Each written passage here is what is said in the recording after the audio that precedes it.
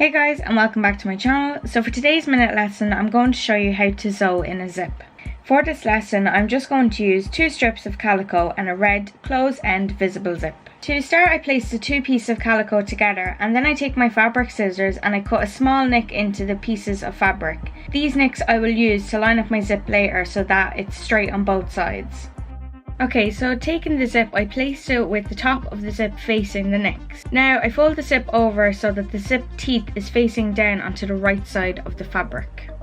Okay, so make sure that the top of the zip is in line with the nick, and then you can pin it to the fabric.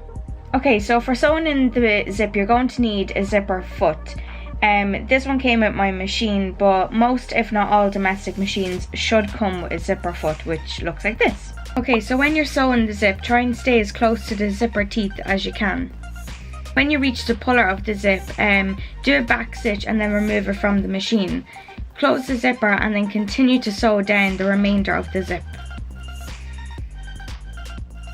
When that's done, open up the zip and fold it back to make sure that everything is okay.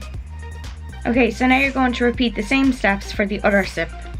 Okay, so once the zip is pinned in place, make sure that the zips on both sides are even. So now you're going to sew it the same way that you sewed the other zip.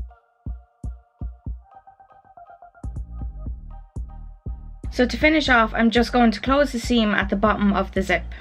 And that is it. I hope you found this video helpful, and if you did, please give it a thumbs up, as this would really help me out. And also, if you want to see more minute lessons, make sure to hit that subscribe button and also hit the notification bell so you'll be notified every time I upload a video. Thank you so much for watching, and I hope to see you all in my next video. Bye guys!